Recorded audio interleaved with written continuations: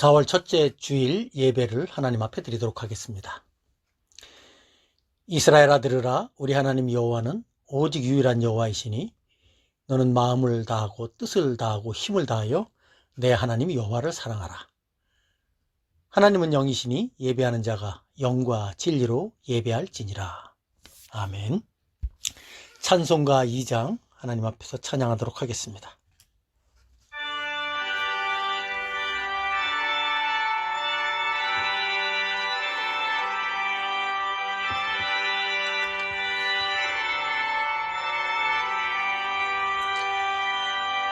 찬양 성부 성자 성령 성삼위일체께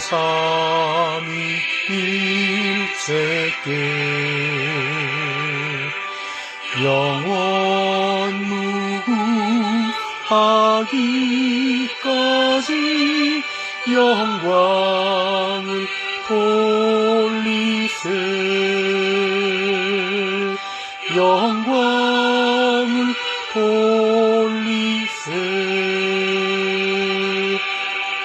아멘.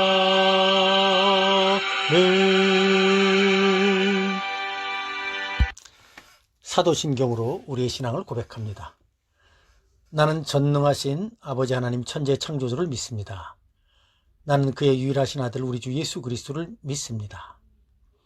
그는 성령으로 잉태되어 동정녀 마리아에게 나시고 본디오 빌라도에게 고난을 받아 십자가에 못 박혀 죽으시고 장사된 지 사흘 만에 죽은 자 가운데서 다시 살아나셨으며 하늘에 오르시어 전능하신 아버지 하나님 우편에 앉아 계시다가 거기로부터 살아있는 자와 죽은 자를 심판하러 오십니다. 나는 성령을 믿으며 거룩한 공교회와 성도의 교제와 죄를 용서받는 것과 몸의 부활과 영생을 믿습니다. 아멘. 찬송가 14장 주 우리 하나님 함께 찬양하도록 하겠습니다.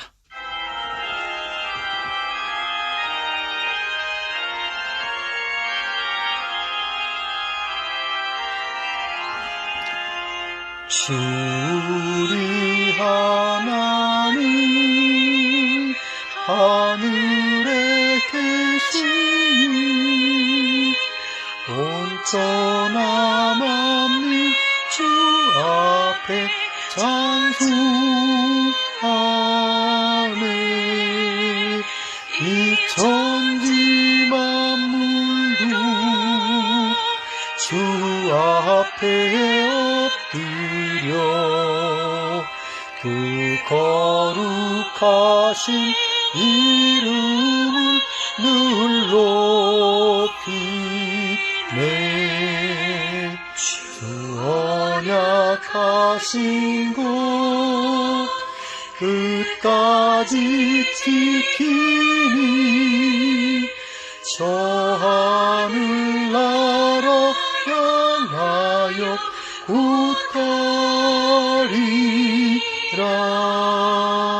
주 얼굴 배울 때 내 마음이 기쁘고 영원히 주의 영광을 누양하리. 왕의 왕 되신 주 하늘에 계시니 이 세상 죄악이신 구주 예수 저 천군 천사를 주옹위하고서 무성도 함께 영원히 늘 섬기네.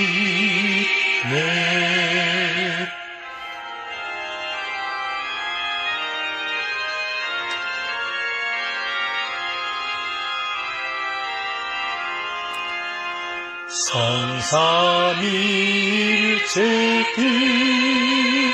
승리한 무리들 다 기쁜 소리 높여서 감사드려 창조주 하나님 내 주님 되시니 주 앞에 나도 엎드려 경배하는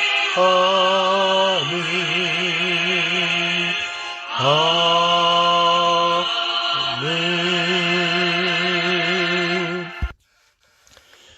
언약의 10가지 말씀 함께 봉독하겠습니다. 찬송가 뒤에 있는 십계명의 말씀입니다. 하나님이 이 모든 말씀으로 말씀하여 이르시되 나는 너를 애굽 땅 종되었던 집에서 인도하여 낸 내 하나님 여호와니라. 너는 나 외에는 다른 신들을 내게 두지 말라. 너를 위하여 새긴 우상을 만들지 말고 또 위로 하늘에 있는 것이나 아래로 땅에 있는 것이나 땅 아래 물속에 있는 것에 어떤 형상도 만들지 말며 그것들에게 절하지 말며 그것들을 섬기지 말라. 나 내 하나님 여호와는 질투하는 하나님인즉 나를 미워하는 자의 죄를 갚되 아버지로부터 아들에게로 3, 4대까지 이르게 하거니와 나를 사랑하고 내 계명을 지키는 자에게는 1000대까지 은혜를 베푸느니라. 너는 내 하나님 여호와의 이름을 망령되게 부르지 말라. 여호와는 그의 이름을 망령되게 부르는 자를 죄 없다 하지 아니하리라. 안식일을 기억하여 거룩하게 지키라. 엿새 동안은 힘써 내 모든 일을 행할 것이나 일곱째 날은 내 하나님 여호와의 안식일인즉 너나 내 아들이나 내 딸이나 내 남종이나 내 여종이나 내 가축이나 내 문화 내 머무는 객이라도 아무 일도 하지 말라. 이는 엿새 동안에 나 여호와가 하늘과 땅과 바다와 그 가운데 모든 것을 만들고 일곱째 날에 쉬었습니다. 그러므로 나 여호와가 안식일을 복되게 하여 그날을 거룩하게 하였느니라. 내 부모를 공경하라. 그리하면 내 하나님 여호와가 내게 준 땅에서 내 생명이 길리라. 살인하지 말라. 간음하지 말라. 도둑질하지 말라. 내 이웃에 대하여 거짓 증거하지 말라. 내 이웃의 집을 탐내지 말라. 내 이웃의 아내나 그의 남종이나 그의 여종이나 그의 소나 그의 낙이나 물론 내 이웃의 소유를 탐내지 말라. 예수께서 이르시되 내 마음을 다하고 목숨을 다하고 뜻을 다하여 주 너의 하나님을 사랑하라 하셨으니 이것이 크고 첫째 되는 계명이요 둘째도 그와 같으니 내 이웃을 내 자신같이 사랑하라 하셨으니 이 두 계명이 온 율법과 선지자의 강령이니라. 아멘. 하나님 앞에 죄의 고백과 기도의 시간 갖도록 하겠습니다. 제가 기도합니다. 하늘에 계신 영원하시고 자비로우신 하나님 아버지, 저희들은 주의 거룩한 위엄 앞에 불쌍하고 비참한 죄인이라는 사실을 인정하고 고백합니다. 저희들은 죄와 부패 속에 잉태되어 태어났으며 온갖 악한 성향을 다 지니고 있으며 본성상 어떤 선도 행할 수 없습니다. 또한 저희들은 주의 거룩한 계명들을 계속해서 범함으로 저희의 죄로 인하여 주님을 슬프시게 하며 죄 때문에 자신에 대한 심판을 차주할 수밖에 없는 그런 연약한 인생들입니다. 그러나 주님, 저희들도 참으로 주의 진노를 촉발시킨 저희의 죄로 인하여 슬퍼합니다. 저희들은 스스로를 고소하며 저희의 죄와 허물을 인하여 책망과 정죄를 받아 마땅함을 인정합니다. 그런데도 저희들은 주의 사랑하는 아들 예수 그리스도의 십자가의 고난을 의지하여 주의 자비를 간구합니다. 은혜로우신 아버지 하나님, 저희들을 긍휼히 여기시고 그리스도의 죽으심을 보셔서 저희의 죄를 사하여 주시옵소서.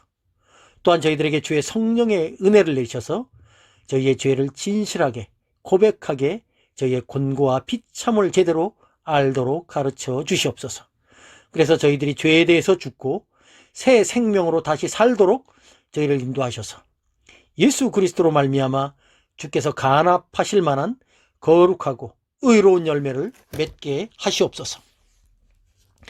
주의 거룩하신 뜻과 일치하도록 주의 거룩한 말씀을 저희들로 하여금 깨닫게 하시사 저희의 신뢰를 어떤 피조물에게도 두지 않고 오직 하나님께 두는 법을 배우게 하시옵소서. 그 모든 악한 정욕과 더불어 저희의 옛 본성이 날마다 죽게 하시고 저희 자신을 주의 이름의 영광과 저희 이웃의 유익을 위하여 주께 산제물로 드리게 하시옵소서. 또한 은혜로우신 주 하나님께 간구하오니 주의 복음의 진리로부터 떠나간 모든 자들이 참 회개로 주께로 돌이켜서 저희 모두가 한 마음, 한 믿음, 한 교회가 되어 우리 주 예수 그리스도의 이름으로 하나님을 섬기게 하시옵소서. 저희의 신실하신 구주 예수 그리스도의 이름으로 이 모든 것을 기도합니다. 아멘. 하나님 앞에서 감사 찬송하면서 봉헌하도록 하겠습니다. 봉헌 찬송은 151장입니다.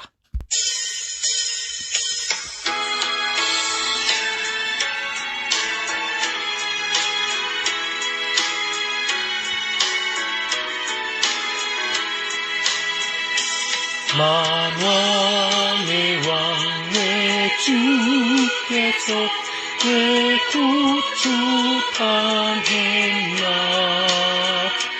이 벌레 같은 나를 그 보혈 흘렸네. 십자가 내가 처음 볼 때에 나의 맘의 큰 고통 사라져. 오늘 믿고서 내 눈 밝았네. 참 내 기쁨 영원하도다. 그 십자가 못 박히는 속죄함아닌가. 그 긍휼함과 그 은혜 말할 수 없도다. 십자가 내가 처음 볼 때에 나의 맘의 큰 고통 사라져. 오늘 믿고서 내 눈 밝았네. 참 내 기쁨 영원하도다.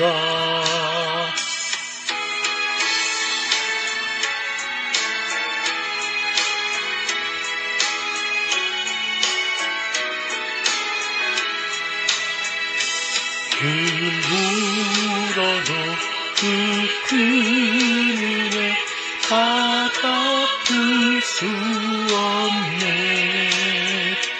나 주님께 몸 바쳐서 주의 이름 쓰리. 십자가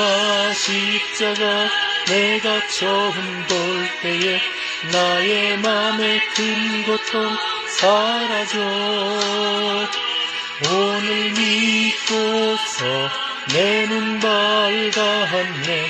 참 내 기쁨 영원하도다. 이 시간 하나님 앞에 기도하겠습니다. 자비롭고 전능하신 하나님 아버지, 오늘도 이렇게 복된 주일을 맞이해서 주님께 예배케 하시니 감사드립니다.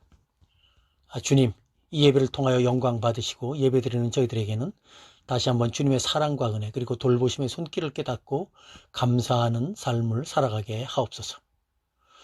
지속되는 코로나19로 인해서 온 세상이 혼란스러운 가운데 있습니다. 그럼에도 불구하고 여전히 하나님의 섭리와 능력 가운데서 봄의 아름다운 꽃들은 각각의 자태를 드러내면서 주님께 영광을 돌리고 있습니다. 주님, 비록 이 세상은 전염병으로 우리들에게 많은 어려움과 제약을 가져다 주고 있지만 여전히 우리는 주님의 은혜와 돌보심 가운데 살아가고 있음을 깨닫게 하시고 주님께만 감사와 찬양을 돌리게 하옵소서. 이번 코로나19로 인해 삶의 많은 부분들이 제약을 받으면서 우리는 그동안 우리가 누려왔던 것들이 얼마나 귀하고 복된 것인가를 다시 한번 생각해 보게 됩니다. 그러면서 또 한편으로는 우리가 참으로 믿고 의지해야 할 하나님은 의지하지 않고 세상의 헛된 것들을 의지하며 살아왔음을 고백합니다. 주님, 이번 일들을 통하여 다시 한번 우리의 삶의 많은 부분들을 새롭게 잘 정리할 수 있도록 인도하여 주옵소서. 특별히 예수 믿는 신자들로서 주님 앞에서 버려야 할 것은 버리고 믿음으로 취해야 할 것은 잘 받아들여서 이 말세지 말에 주님을 온전히 믿고 따르는 복된 삶을 살아가는데 조금도 부족함이 없게 하여 주시옵소서. 특별히 아버지 하나님, 우리 군포 언약교회 모든 성도들이 이런 때일수록 자신의 믿음을 잘 살펴보게 하옵소서. 매일매일 말씀과 기도로 하루하루를 잘 생활해 나갈 수 있도록 인도해 주시되, 특별히 부상으로 인해서 고통 중에 계시는 우리 이기수 어머님의 형편과 처지를 주께서 살펴주시고 옆에서 도우시는 이동효 집사님, 최선희 집사님을 주께서 또한 인도하여 주시옵소서. 또한 이정근 목사님의 사모님에게도 주여 함께해 주시옵소서. 어려운 질병 가운데 주님 소망으로 잘 견디게 하시고 주님의 은혜로 치료되고 회복될 수 있도록 주님께서 그 모든 형편과 상황을 붙들어 주시옵소서. 지금 항암 치료 중에 있사오니 주께서 은혜로 함께하여 주시옵소서. 또한 이렇게 어려울 때에 특히 우리 젊은 자녀들이 자신의 지혜보다는 하나님을 믿고 의지하는 복된 믿음의 도리를 잘 깨달아서 좌로나 우로나 흔들리지 않게 하시고 주어진 일들 잘 감당할 수 있는 그러한 우리의 자녀들 되게 하여 주시옵소서. 혹여라도 아버지 하나님, 이러한 시간들 가운데 우리 사랑하는 자녀들의 믿음이 연약해지지 않도록 주께서 붙들어 주시옵소서. 주님, 이제 곧 있으면 국회의원을 뽑는 총선이 다가옵니다. 주께서 이 나라를 불쌍히 여겨주셔서 정말 좋은 의원들이 뽑힐 수 있도록 은혜를 베풀어 주시옵소서.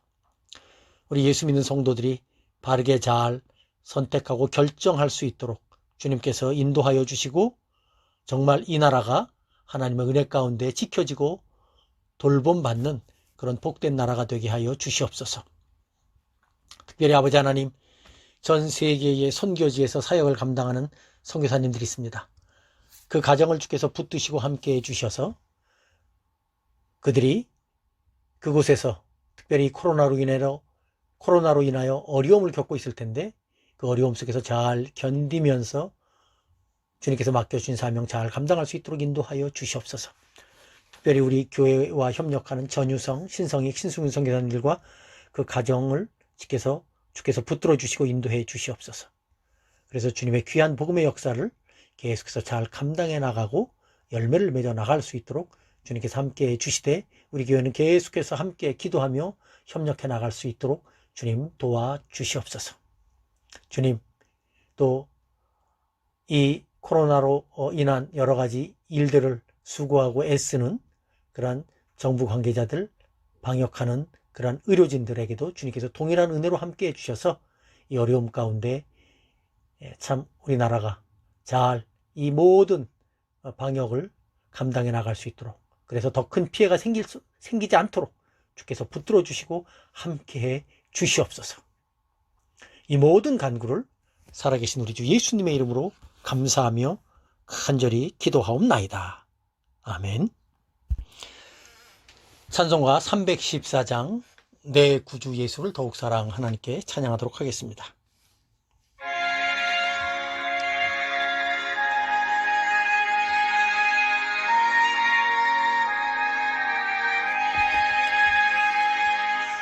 내 구주 예수를 더욱 사랑 엎드려 비는 말 들으소서. 내 진정수원이 내 구주 예수를 더욱 사랑 더욱 사랑 이전에 세상 나 기뻤어도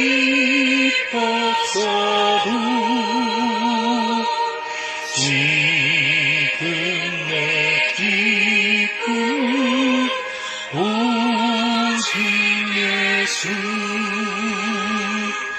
다만 내리는 내 구주 예수를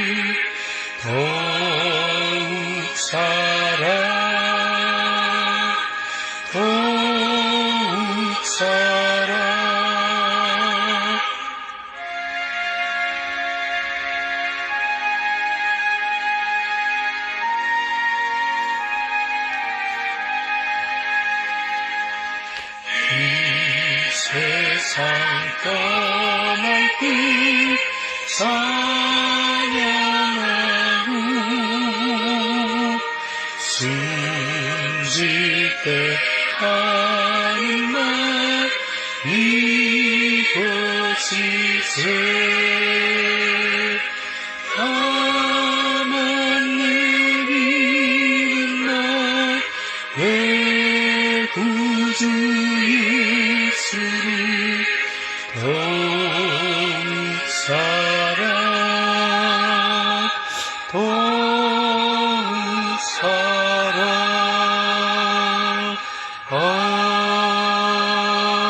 아멘.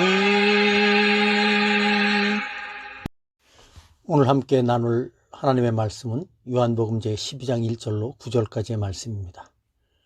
제가 성경을 읽도록 하겠습니다. 6월절 엿새 전에 예수께서 베다니에 이르시니 이곳은 예수께서 죽은 자 가운데서 살리신 나사로가 있는 곳이라.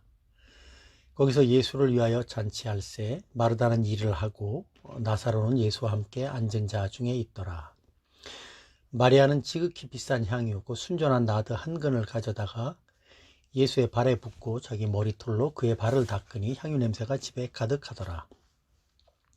제자 중 하나로서 예수를 잡아줄 가롯 유다가 말하되 이 향유를 어찌하여 300데나리온에 팔아 가난한 자들에게 주지 아니하였느냐 하니 이렇게 말하면 가난한 자들을 생각함이 아니요 그는 도둑이라. 돈괴를 맞고 거기 넣는 것을 훔쳐 가밀어라. 예수께서 이르시되 그를 가만두어 나의 장례할 날을 위하여 그것을 간직하게 하라. 가난한 자들은 항상 너희와 함께 있거니와 나는 항상 있지 아니하리라 하시니라. 아멘. 오늘은 교회력으로 보면 종려주일입니다. 종려주일은 예수께서 예루살렘에 입성하실 때 백성들이 종려나무 가지를 흔들면서 주님을 메시아로 환영한 것을 기념한 주일입니다. 오늘 우리가 함께 나누려는 이 본문은 마리아라는 한 여인이 종려주간 바로 전에 예수님께 매우 값진 향유를 붓고 그녀의 머리털로 예수님의 발을 씻어드린 사건입니다. 오늘 우리는 그 사건을 잠시 살펴보면서 그것이 우리들에게 주는 신앙적인 교훈이 무엇인지 함께 나누도록 하겠습니다. 1절을 보면 6월절 엿새 전에 예수께서 베다니에 이르시니 라고 기록되어 있습니다.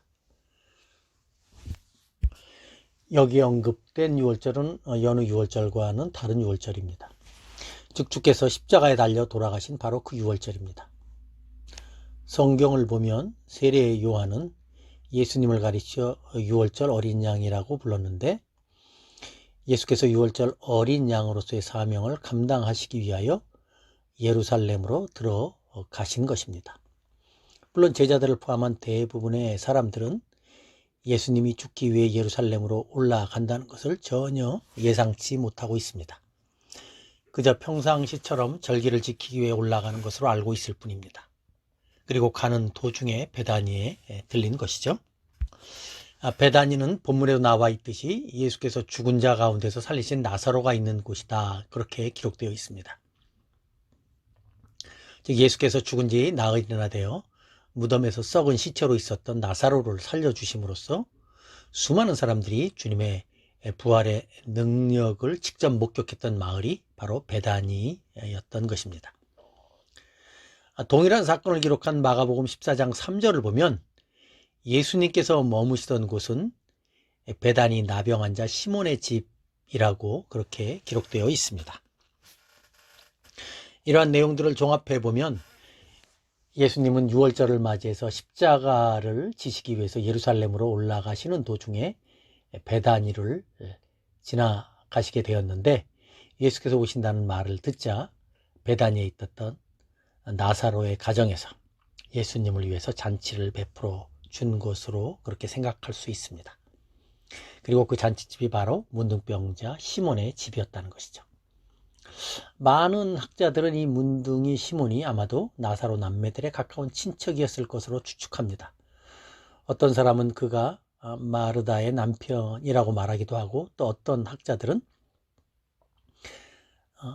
나사로 남매들의 아버지가 바로 문둥병자 시몬이라고 그렇게 추측하기도 합니다. 어쨌든지 이 시몬은 과거의 문둥병자였지만 주님의 은혜로 말미암아 치유되어서 이제는 가족들과 함께 정상적인 삶을 살아가는 사람으로 이해됩니다.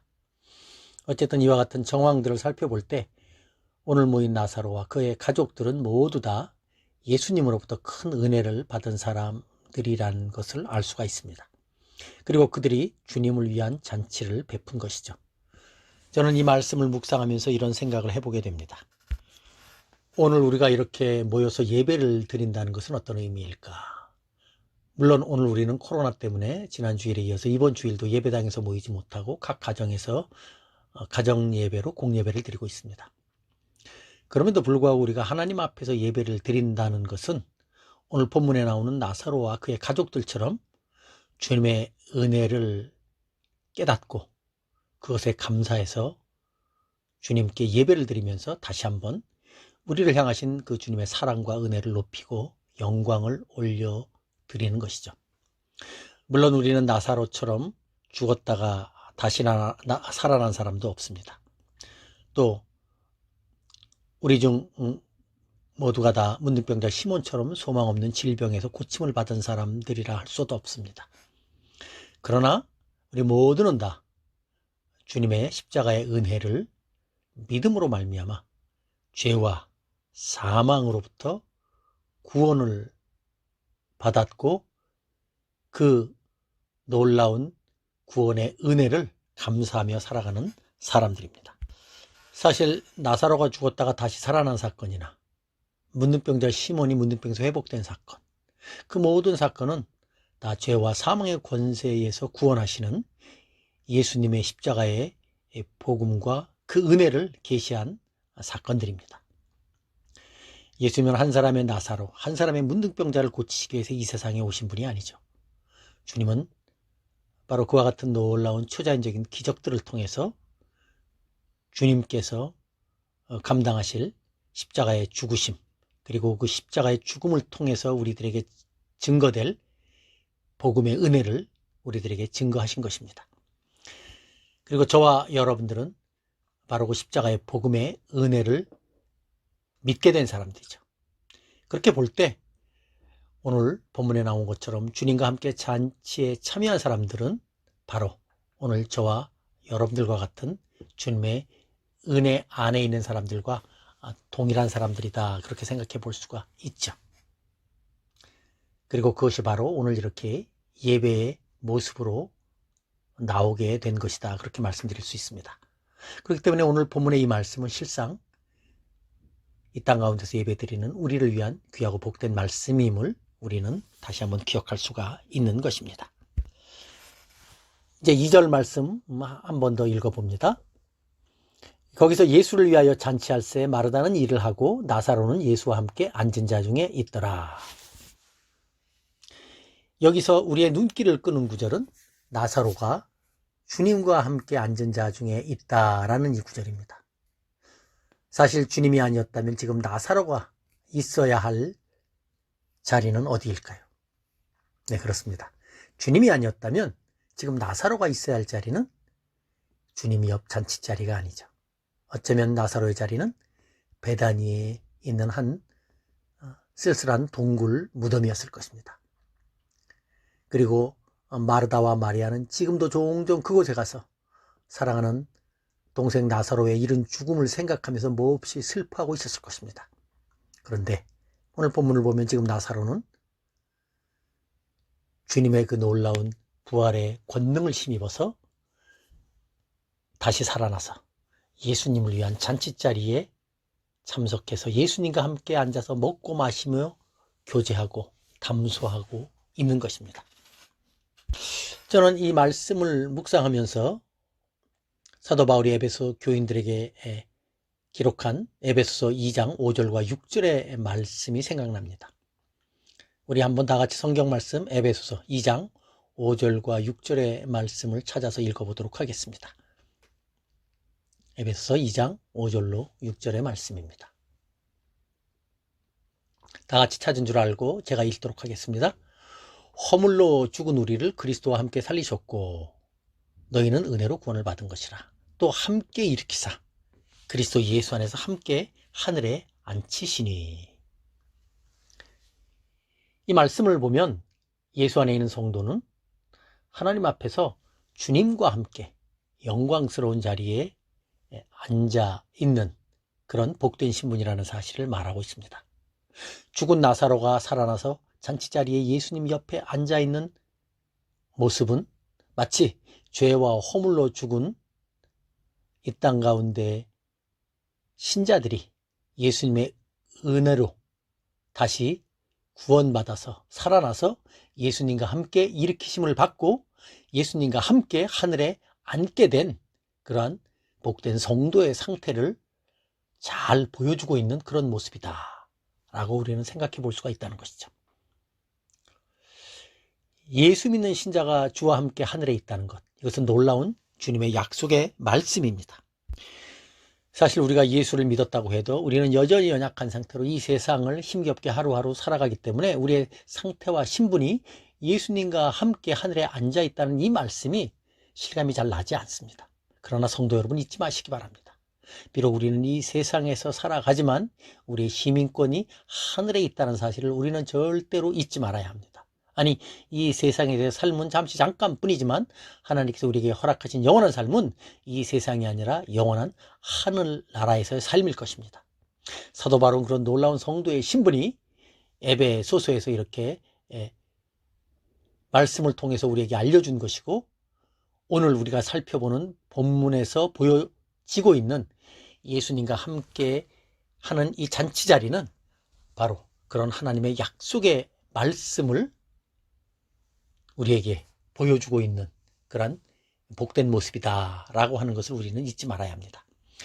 그런 의미로 볼 때 오늘 본문에서 예수를 위한 잔치 자리에 나사로가 주님 곁에 앉아있는 모습은 예수 안에서 오늘날 믿음으로 살아가는 성도들에게 큰 위로가 되고 격려가 되는 소망의 말씀이다 라는 사실을 우리는 다시 한번 생각해 보게 됩니다. 죄와 허물 때문에 무덤에 있어야 할 우리가 예수와 함께 잔치의 자리에 앉아 있는 것, 그것이야말로 예수 안에 있는 모든 성도들의 가장 큰 복이라는 사실을 우리는 다시 한번 기억해야 합니다. 오늘 본문은 바로 그런 예수 믿는 성도의 참된 신분이 무엇인지, 참된 복이 무엇인지를 잘 보여주는 그런 복된 말씀입니다. 그렇게 생각해 볼 때 오늘 우리가 예배드리고 있는 이 시간도 참 귀하고 복된 시간입니다.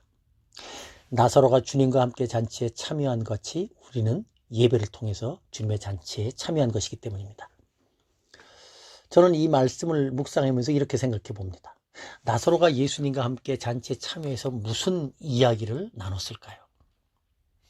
아마도 나사로는 그가 죽어서 그의 육신이 배에 둘둘 말려 있었을 때 그의 귀에 갑자기 들려오신 나사로야 일어나라 라고 말씀하신 주님의 그 놀라운 음성에 그가 얼마나 크게 기뻐했는지, 그가 그 음성을 들었을 때 얼마나 크게 놀랐는지, 그때 그 감격이 얼마나 생생했는지 아마 그것을 주님께 말하고 그 옆에 있는 이웃들에게 말했을 것입니다. 그리고 그것을 듣게 된 이웃들은 나사로의 그 말을 듣고 다시 한번 주님의 놀라운 능력과 은혜를 새롭게 보았을 것이고, 그 중에 일부는 또 주님을 믿게 되었을 것입니다. 성경은 그 사실도 분명하게 우리들에게 가르치고 있죠. 오늘날 우리의 예배도 역시 마찬가지라고 생각합니다. 우리가 매주일 예배에 참석할 때마다 정말로 우리가 기억해야 하고 감격해야 할 것은 우리를 구원하신 우리 주 예수 그리스도의 십자가의 사랑과 은혜입니다. 주님의 그 십자가의 사랑과 은혜가 있었기에 우리는 이 자리에서 하나님을 향하여 아바 아버지라고 고백하며 나아갈 수 있죠. 예수 믿기 전에는 우리가 어떤 인생 살았는데 이제 우리가 예수 믿는 성도가 되어서 주님을 섬기는 삶을 살게 된 것입니다. 그 의미가 무엇인지, 어떻게 살아야 하는지 그것을 다시금 배우고 살피는 것이 바로 오늘 우리가 드리는 예배의 자리요, 말씀의 자리인 것입니다. 그래서 예수 믿는 성도들에게 예배는 잔치일 수밖에 없고 생명일 수밖에 없는 것입니다. 그래서 우리가 주님께 드리는 이 예배의 자리는 영광스러운 초청의 자리이고 복된 만남일 수밖에 없는 것입니다.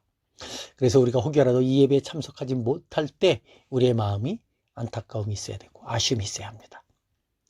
그래서 우리는 어떻게 하든지 이 공적인 예배에 빠지지 않도록 우리의 마음을 기울여야 할 것입니다. 또 예배에 참석하면 우리의 마음을 다른 데 빼앗기지 말아야 합니다. 그래서 주님께서 허락하신 그 은혜의 기회를 놓치지 말아야 할 것입니다.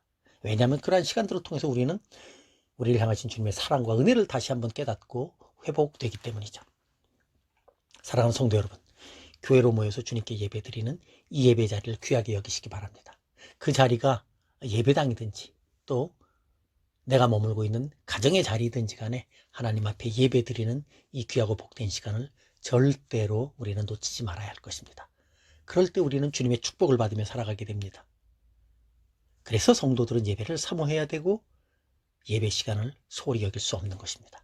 바라기는 우리 군포대학교의 모든 교우님들은 코로나19 때문에 다들 어렵고 힘든 시간이지만 이와 같은 예배의 참된 의미를 잘 깨닫고 꼭 예배를 통해서 주시는 주님의 은혜를 누리면서 살아가시길 예수님의 이름으로 축원합니다.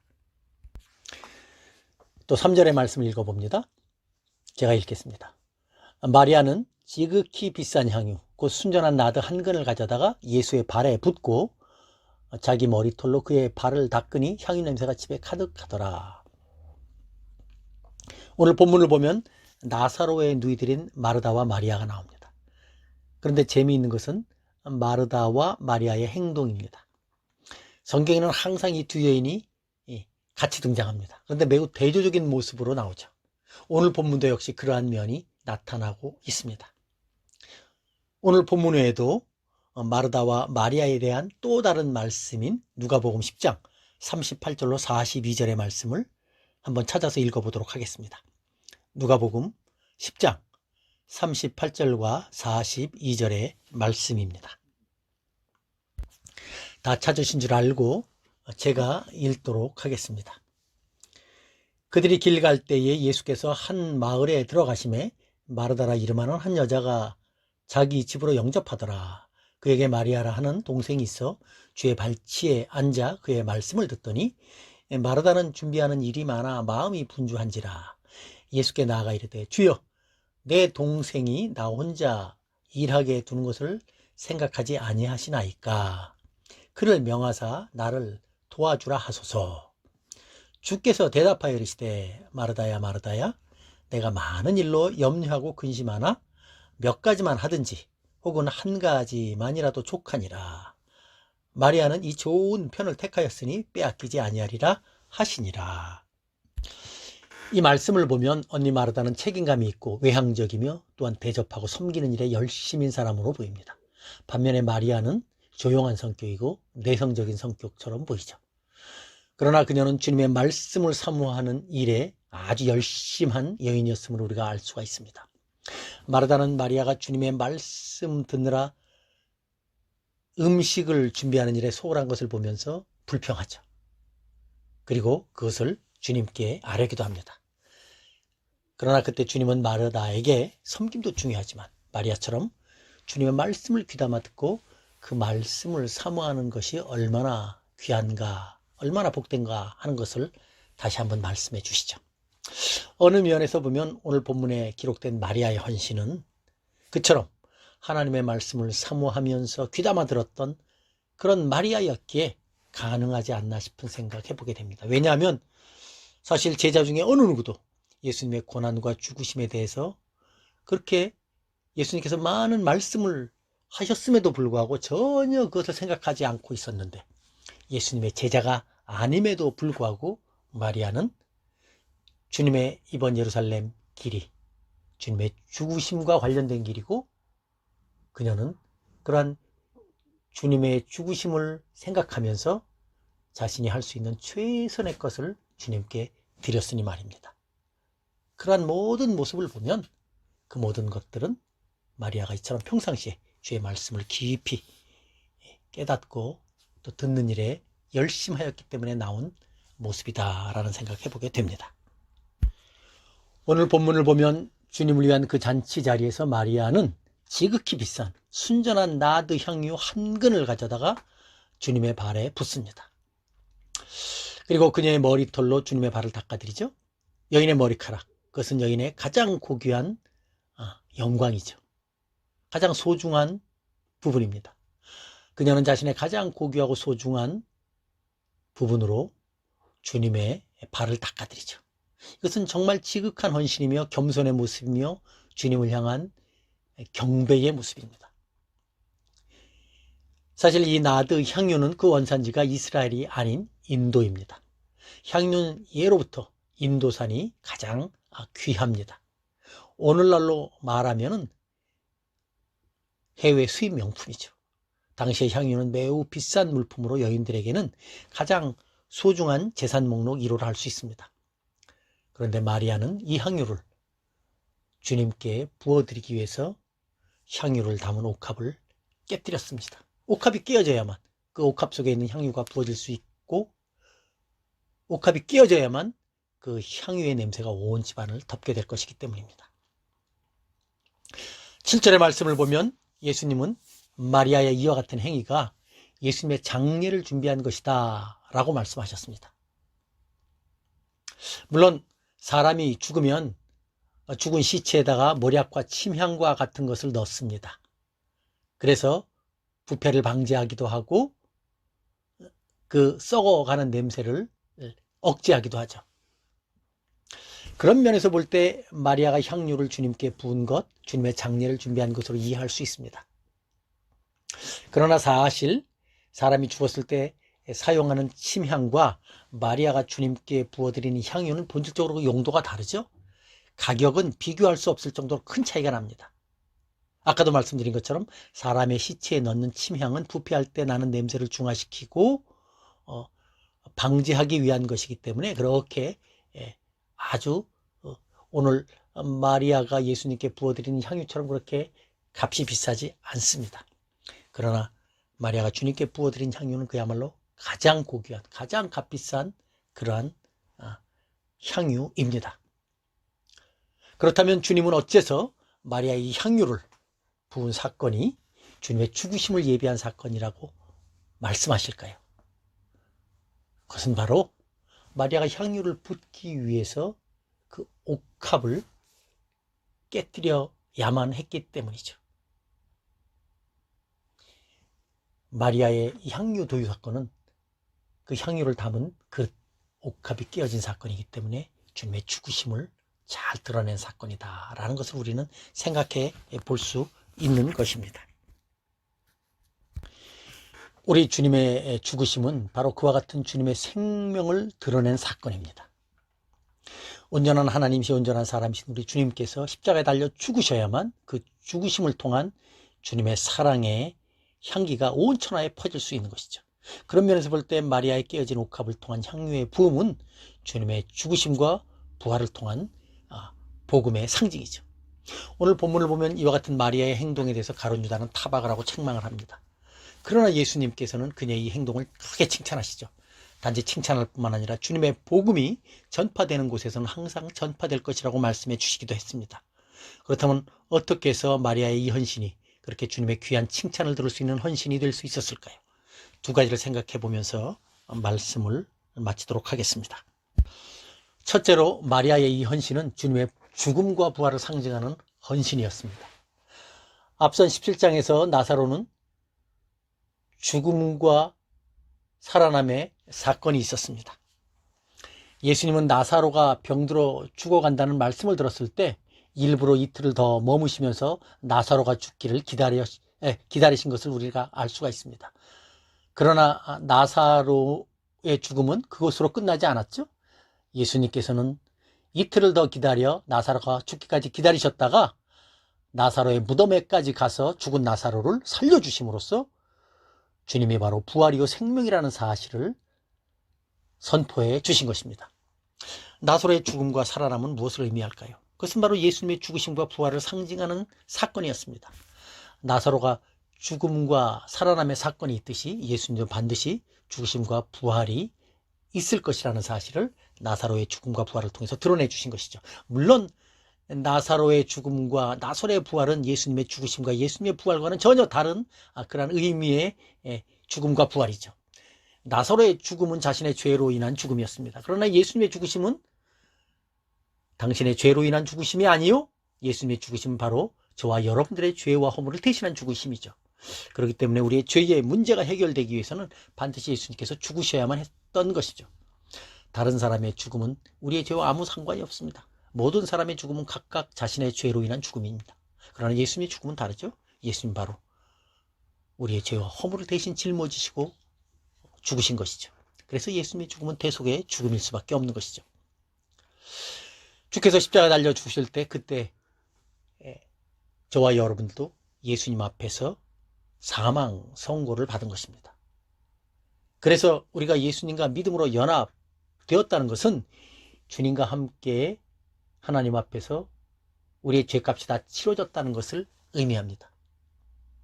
예수님의 죽으심으로 말미암아 우리의 모든 죄값이 예수님의 죽으심으로 말미암아 다 해결되었고, 예수님의 부활하심으로 말미암아 우리에게 하나님의 영원한 생명이 주어졌다는 사실을 주님께서는 말씀해 주신 것입니다. 즉 예수님의 죽으심과 부활은 바로 오늘날 예수 믿는 성도들의 그러한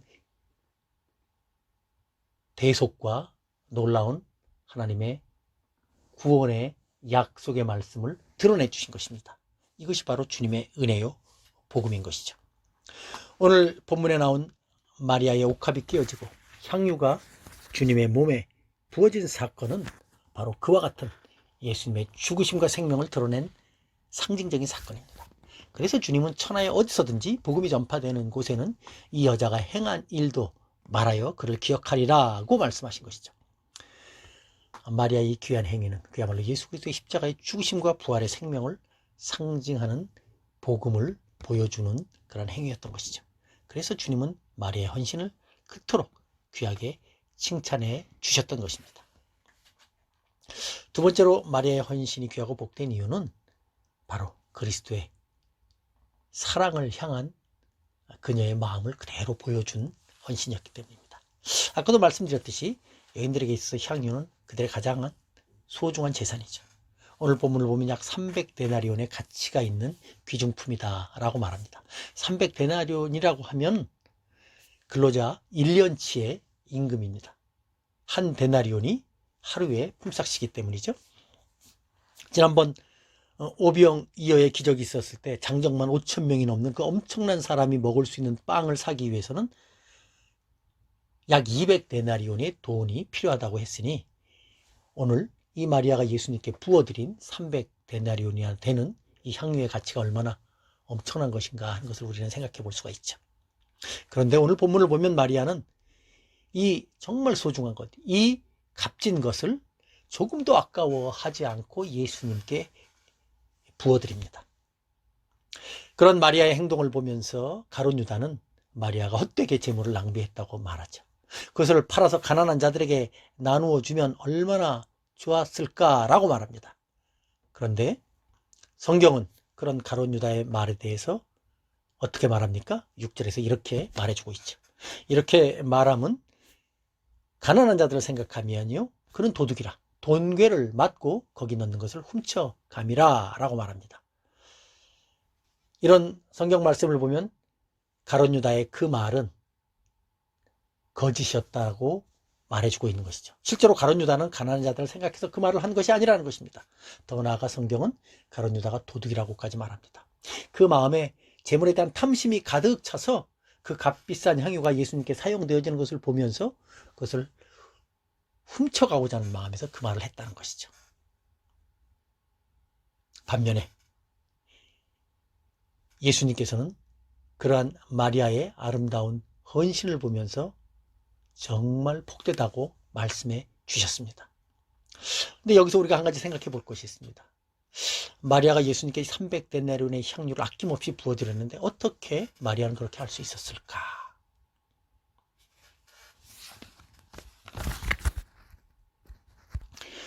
어느 면에서 보면 이 세상에서의 가장 큰 낭비가 무엇일까요? 그것은 바로 죄인을 위해서 하나님의 아들이신 예수 그리스도께서 십자가에 달려 죽으신 것입니다.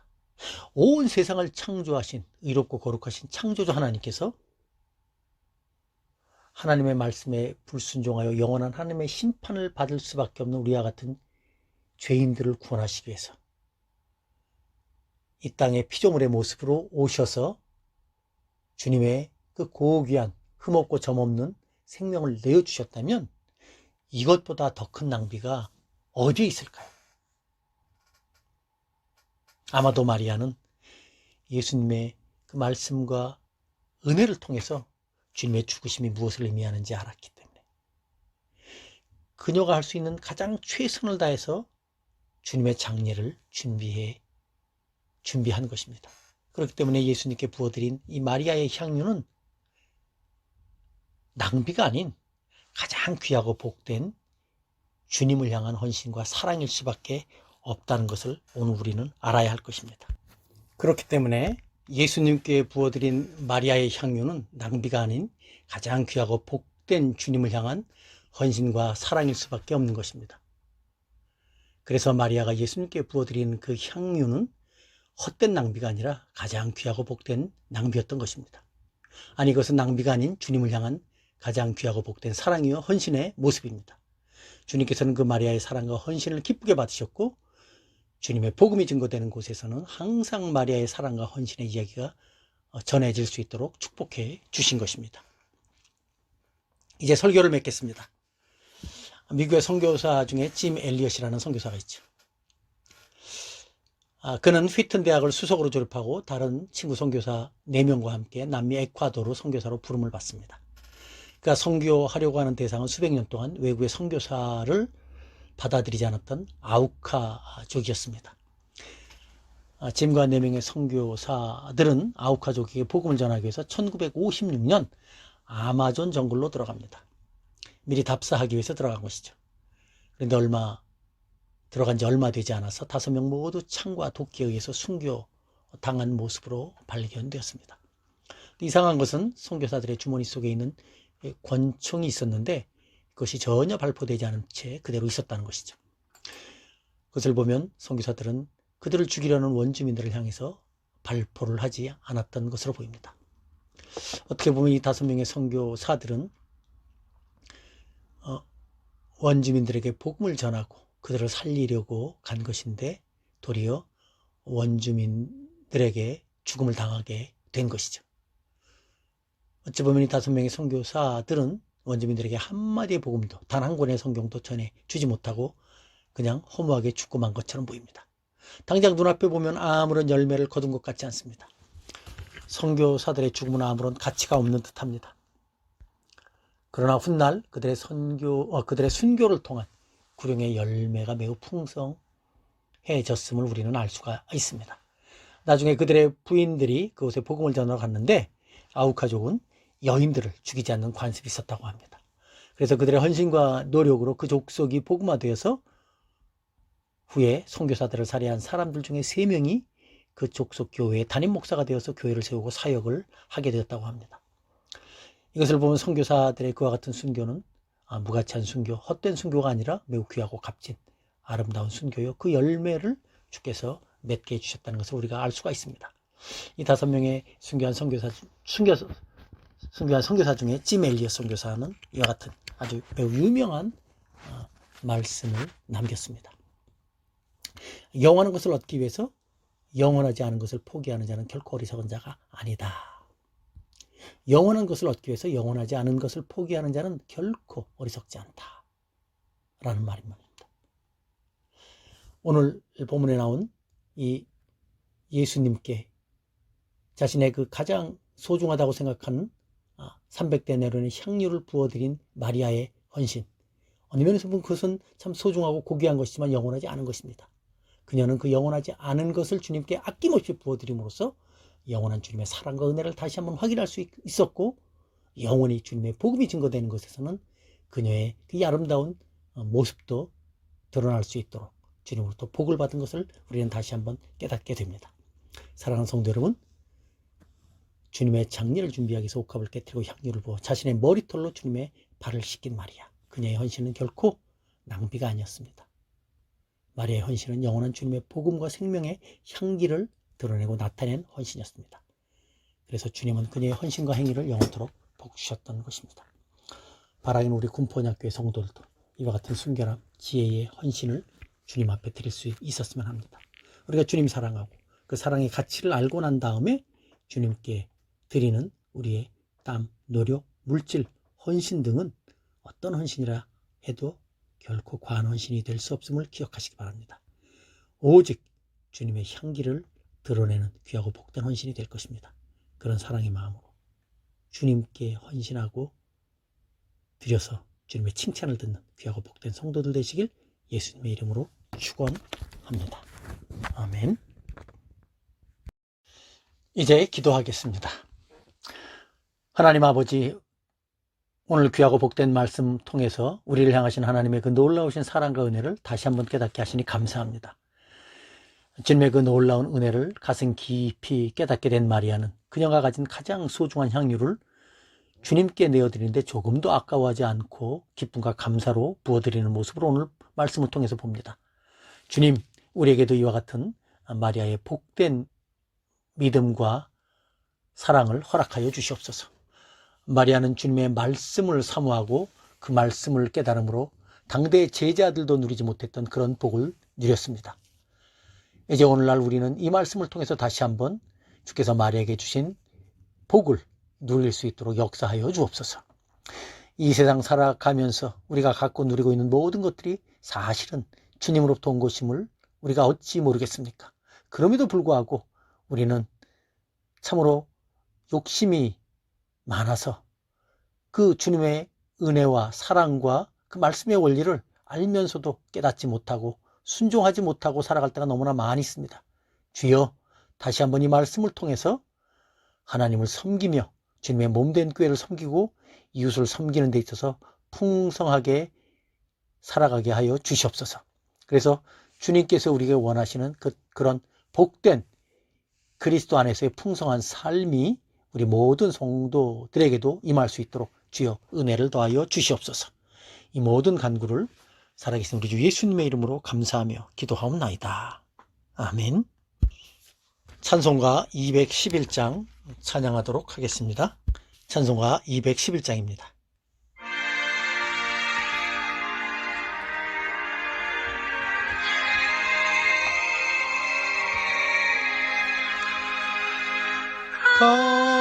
비싼 양유를 주께 드린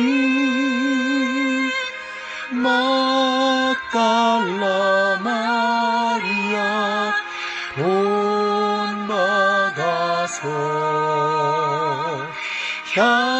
향기로운 제물을 주님께 바치리 사랑의 주 내 주님께 연약한 자에게 힘을 주고 어두운 세상에 빛을 비춰 성실과 인내로 내 형제 이끌리 사랑의 주 내 주님께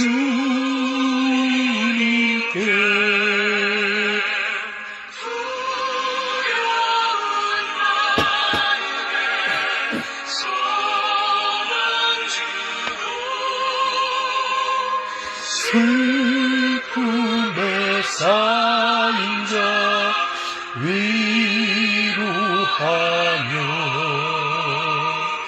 길 잃은 자들을 친절히 끌리 사랑의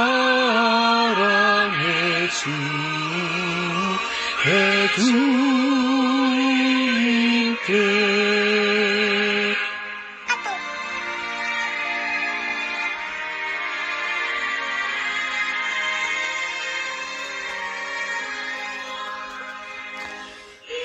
인생의 방문이 깃들어서 이 땅의 수고가 끝날 때 주님을 섬기다 평안히 가리라. 사랑의 주 내 주님께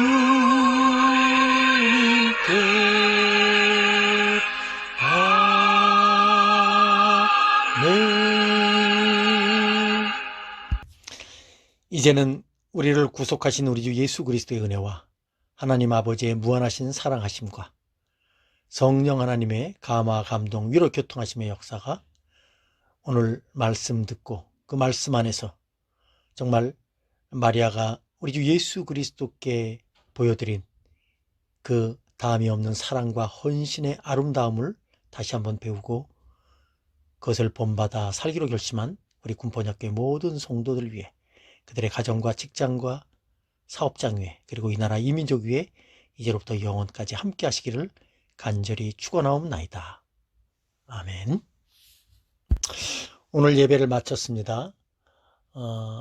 지난주, 이번주, 2주 동안 우리가 가정 예배를 들었는데 다음 주에는 부활주일이기도 하고, 그래서 우리가 특별한 일 없으면 교회 예배당에서 예배를 드리도록 하겠습니다. 그리고 사실은 4월 첫째 주에 우리가 성찬도 있는 주간인데 오늘 함께 모이지 못했기 때문에 성찬을 드리지 못했습니다. 함께 나누지 못했습니다. 우리 다음 주에는 예배당에서 하나님 앞에 예배 드릴 때 성찬도 함께 나눌 수 있도록 준비했으면 좋겠습니다. 어쨌든 주중에 그 모든 일들 함께 여러분들과 나누도록 하겠습니다. 오늘 함께 예배 드리면서 함께 주 앞에 나와서 감사했고요. 우리 한 주간 또 그리스도의 은혜 가운데서 잘 생활하시는 우리 모두가 되시길 바랍니다. 감사합니다.